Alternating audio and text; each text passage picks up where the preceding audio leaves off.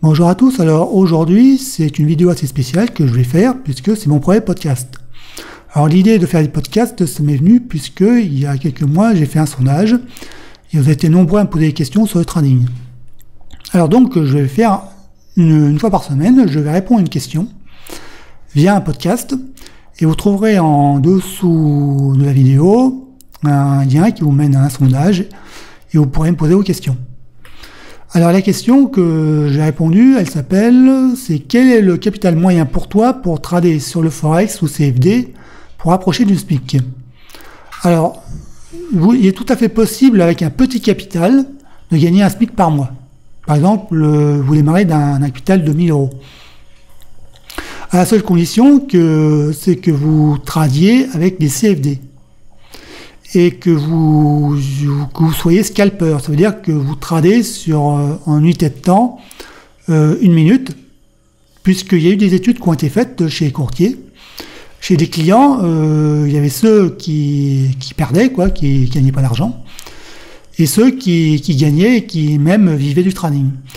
Et il s'est avéré que dans les études, c'était les scalpers qui représentaient la plus grosse majorité de personnes qui vivaient du trading. Alors, pourquoi des CFD? Parce que les CFD, ce sont des produits à levier. Alors, ce sont des produits à levier qui sont très simples à utiliser et qui ont le seul inconvénient, c'est que ce sont des produits à double tranchant. Ça veut dire que si vous êtes dans la bonne direction, vous gagnez beaucoup d'argent, mais si jamais le marché va contre vous, là, les pertes vont faire très mal. Alors, c'est pour ça qu'il vous faut utiliser ces produits quand vous faites du scalping. Vous êtes en scalp, c'est-à-dire en unité de temps 1 minute. Et que vous tradiez sur des marchés relativement liquides, avec beaucoup de volatilité. C'est-à-dire des marchés comme les indices ou le Forex. Mais à la condition qu'il y ait vraiment la volatilité. Puisque le scalping, dans des marchés très calmes ou avec peu de volatilité, ce sont des micro-mouvements et la plupart du temps, ce sont des faux signaux.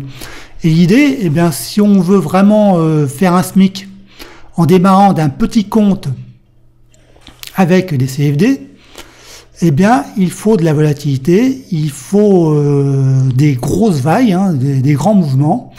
Et là, 2 ou 3 bons trades vont suffire à gagner votre SMIC. Alors, la seule condition, c'est que la première chose, c'est quand vous avez fait un bon gain, vous éteignez l'ordinateur et puis voilà, votre journée est finie, vous tradez pas, vous arrêtez de trader. Sinon, vous allez à coup sûr, vous allez vous relâcher et puis vous allez reperdre bêtement ce que vous allez gagner. L'idée, c'est de faire un peu comme on fait avec les actions, c'est de sélectionner vraiment la meilleure opportunité pour vraiment gagner gros. Et là, quand il y a vraiment de la volatilité, le scalping devient vraiment très intéressant. Parce que là, on a vraiment des signaux, on va dire des figures vraiment pertinentes où là, on peut trouver des bons points d'entrée. Alors que par contre, quand il y a vraiment un marché qui est vraiment très calme, où il n'y a pas beaucoup de volatilité, là il y a beaucoup de faux signaux, on capte des micro-mouvements et moi je ne crois pas du tout à faire plusieurs petits gains dans la journée qu'on va gagner sa vie au trading. Moi ça j'y crois pas du tout. Il y en a qui sont capables de faire ça, je ne dis pas, il y en a qui sont capables, mais moi c'est pas mon cas. Donc, si vous voulez vraiment gagner un SMIC en partant d'un compte de 1000 euros, les CFD en scalp sur les marchés, à partir du moment du marché, à partir du moment où il y a de la volatilité, que ce soit les indices ou le Forex, ou que ce soit même les matières premières, du moment qu'il y a la volatilité et la liquidité.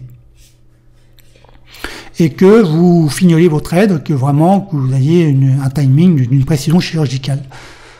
Alors, si vous êtes débutant, je vous déconseille ces produits, ou du moins je vous conseille d'abord de vous entraîner chez des courtiers en virtuel pour bien comprendre les avantages, mais aussi les dangers de ces produits-là. Voilà pour ce podcast, et je vous dis à bientôt pour le prochain. Salut!